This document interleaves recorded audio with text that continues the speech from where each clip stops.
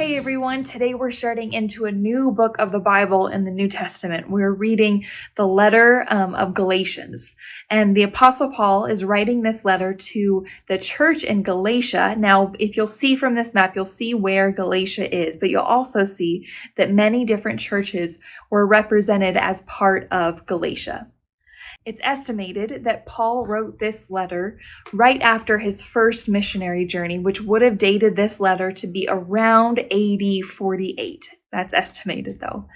Now, the situation that prompted Paul to write this letter is that there was a group of people, false teachers, who were trying to spread this message in Galatia that you had to be circumcised in order to follow Jesus. Now, if you'll remember, this is left over from what the law had set up that you had to do in order to follow after God. And so with Jesus' death and resurrection, that fulfilled the law. And so that was no longer a requirement for people. But there was a group of people who were trying to convince the churches in Galatia, and they were actually succeeding at convincing them that they needed to be circumcised in order to follow Jesus. And Paul, in this letter, is very hastily wanting to put to rest this false gospel, he calls it. So in verse 1, this is where we pick it up. He says, "This letter is from Paul, an apostle. I was not appointed by any group of people or any human authority, but by Jesus Christ himself and by God the Father who raised Jesus from the dead."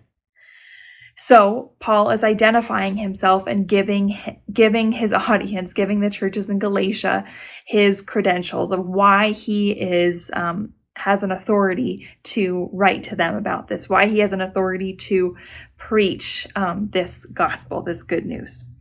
And now in his other letters, you'll notice that Paul kind of has this format of he'll greet the churches and then he'll kind of give some praises for hey, these are things that I see you doing well.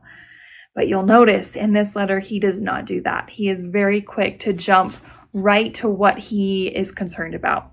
And in verses 6 to 9, that's what we get. He says, "I am shocked that you are turning away so soon from God, who called you to himself through the loving mercy of Christ.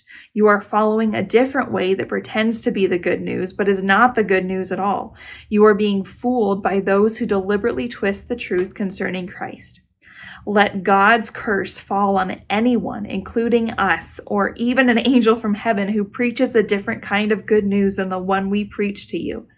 I say again what we have said before. If anyone preaches any other good news than the one you welcomed, let that person be cursed."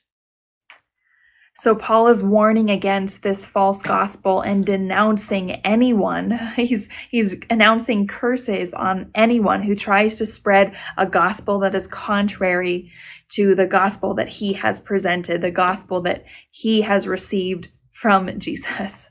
Now he goes into a little bit of why you can trust him, and he's saying that the other people are spreading this message for their own gain, for whatever reason. They're doing it for the pleasure of man. But he's saying him, Paul, he is doing it to please God, to glorify God. And so that's why you can trust the message that Paul has said. Now we're going to continue to unpack in later parts of the letter just what it is Paul is calling people to turn away from and instead turn to. And so we're going to continue to unpack that as the letter goes on, but just be open to hear the gospel afresh, what the true gospel is. So grace and peace to you today. I hope that you have a great rest of your day, and I will see you next time.